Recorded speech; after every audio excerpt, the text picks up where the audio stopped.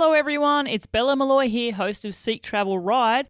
Welcome to another episode of Cycle Shorts, our midweek mini episodes where I happily feature one of our listeners sharing what it was like during one day of their trip. Now this week's a little bit different because the trip wasn't one that spanned multiple days, but it did take a whole day. So this story is being told by listener Mackenzie Barker. And Mackenzie is going to talk about Ride to the Sun, one of those events that has taken off in popularity and is held in Scotland on the Summer Solstice. But Mackenzie's twist on this event was that he wasn't just riding the event himself, he was going to ride to it and then finish off. So he sort of doubled up the distance. Without any further ado, let's listen to Mackenzie talk about what it was like on one day of his trip. Hi Bella, I'm here to talk about my one-day ride of the Scottish Summer Classic, Ride of the Sun. If you're a Scottish road cyclist, you will at some point find yourself riding Ride of the Sun. It is a flattish 100-mile ride through the night on the longest day of the year from Carlisle, just south of the English border, to Cramin Beach, part of the North Shore of Edinburgh. The goal is to reach Cramin to catch a sunrise around 4:20 in the morning. The ride is modelled after the Dunwich Dynamo that leaves from Hackney in London. I had ridden Ride of the Sun before back in 2022 in the traditional manner from south to north. This time, for a challenge, I thought I would have a crack at riding it from my house down to Carlisle and then back up to Cramin with the other 1,000 plus participants. To make it a touch more challenging, I was going to ride my track bike, which is just that, a bike with no gears and no brakes, just your legs to speed you up and slow you down. I planned my route so that I found a shop approximately every 50 kilometers on the way down to Carlisle, so I didn't have to carry any food and could travel fast and light. On the morning of the ride, I left my house at 9 and headed southwest into a pretty standard Scottish headwind, which was going to be in my face the whole way down to Carlisle. I met up with another cyclist in West Linton who wanted some company on the way down to Carlisle. We chatted, but he was way too fast for me, and I ended up pushing a bit harder than I should have to keep pace with him. We took a really nice scenic route down south, doing a climb called Paddy Slacks, then along St. Mary's Loch, past the Greymare's Tail waterfall to Moffat. Here we joined the traditional route where approximately 1,000 plus cyclists would be heading northbound in just a few hours. I had originally expected to arrive in Carlisle around 7 p.m, but we arrived at 5, which meant if we were to get to Cramin around 4:30, I could have almost a 2.5 hour break before heading back up north. I had some fish and chips, a couple of cups of tea, some ice cream, and relaxed on the grass. It was a lovely atmosphere with a familiar face arriving every couple of minutes. Finally, another chap named Andrew and I headed together back up northwards, around 7 p.m. As I mentioned before, 1,200 to 1,300 people take part in this ride. It has no real set-off time, so there is just a constant steady stream of people and bikes heading up north, and you can see the flickering of taillights ahead of you the entire time. We quickly crossed the Scottish border again and stopped for a photograph at the famous Welcome to Scotland sign. When we hit Lockerbie, I came off the route because I needed to get some food at the shop. I then texted Isa Murtaugh to see where she was en route before heading to my next stop, the halfway point, a town called Moffat.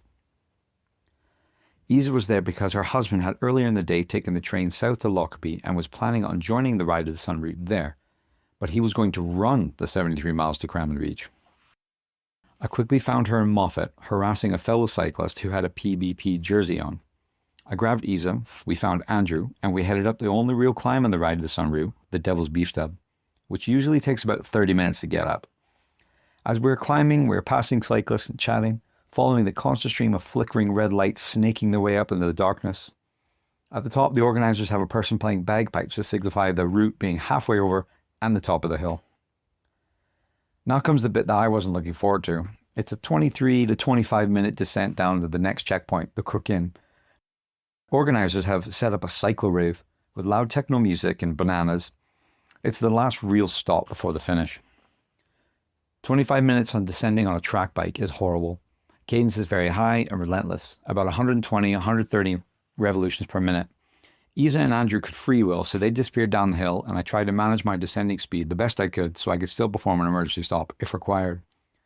I reached the bottom of the Crook Inn, and it turned out I was hot on their heels the whole way down. They hadn't gotten too far ahead, maybe only half a kilometre. We had a short break, some bananas, we topped up bottles, took selfies with other riders we recognised, then continued northbound into the night.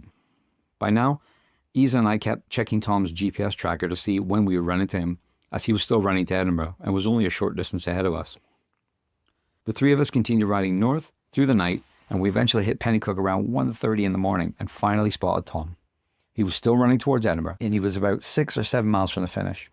Isa asked him if he needed anything, and he said, Edinburgh. We cracked on and entered Edinburgh around 2 in the morning, and got to Cramond around 2:30 in the morning. We sat and ate bacon rolls and chili and had cups of tea, and it was so nice how we kept adding one chair after another to our table as friends and friends of friends joined us, and everyone was smiling. We checked Tom's tracker, and he was approaching, so we headed down to the beach and waited for his arrival. At 3:41 in the morning, he ran down onto the Cramond promenade. With everyone together and more familiar faces arriving at Cramond, at 4:20, the sun finally cracked the horizon, and the organisers gave their annual thank you speech. I'm so glad I stuck around this time to catch a sunrise and soak up the post-ride vibe. Thank you so much, Mackenzie, for sharing your story with us here on Seek Travel Ride.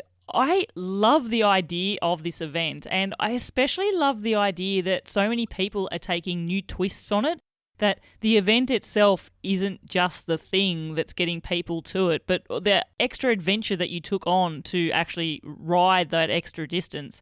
And look, I'll be honest with you, I think you're a little bit nuts for taking your track bike, but full power to you, and wow, I can't even fathom what it would be like to ride a track bike just for a kilometre, yet alone what it would have been like down that really long descent, spinning such a high cadence, keeping everything in control, and as you said, at a speed where you would still be able to perform an emergency brake. Kudos to you, you certainly have all the mad skills. I also really loved hearing about you sharing some of the ride with previous guest Isa Murtagh as well. Hello, Isa! And what an incredible adventure her partner Tom was on. Running that distance absolutely blows my mind. I guess one of the things that I especially loved hearing was everybody sort of staying around after the event had finished, and that notion that as the sunrise got closer and closer and more people came in, more and more chairs were added to the table. More people came in for a cup of tea, maybe a bacon buddy, and just great chat there, waiting for that sun to come up. Sounds like an incredible event, and I think I might need to add it to my bucket list. Now, if you want to be featured for one of these episodes, the best way to do so is to get in touch with me and send me a direct message on Instagram. Our account there is @SeekTravelRide, so it's pretty easy to find. Get on Instagram and send me a DM, and I'll give you some more details about how you can share an audio file for a future episode of Cycle Shorts. As always, I'd just like to take this opportunity to also say a big heartfelt thank you to all of my super fans who have once again bought me virtual coffees to help fund the running costs of Seek Travel Ride. Here's a shout out to Jesse's Expedition, who says, "Woohoo! I love this podcast series, and as I've been undertaking my first bikepacking trip, it has been lovely to listen and get inspiration and ideas from. I hope it continues for a long time, and maybe I can contribute one day." Well, Jesse, maybe you can. Definitely keep in touch with me. Let me know about these adventures that you're taking on your bikepacking expeditions. Keep drawing on that inspiration. Be careful of which episodes you listen to. You never know, you might be lining yourself up for a round-the-world trip before you know it. Jenny says, "Thank you. I love the stories and insightful questions. Thanks so much for doing it." Well, Jenny, it's a pleasure to bring the episodes to you each and every week, and I'm really happy to hear that you're drawing some inspiration by listening to the stories of our guests as well. Thanks for supporting the show. Now, listeners, once again, if you want to support the show, the easiest way to do so is to hit the Buy Me a Coffee link in the show notes, and you can show me some appreciation for the work that I do putting these episodes together for you each and every week. Until the next episode, I'm Bella Malloy. Thanks for listening.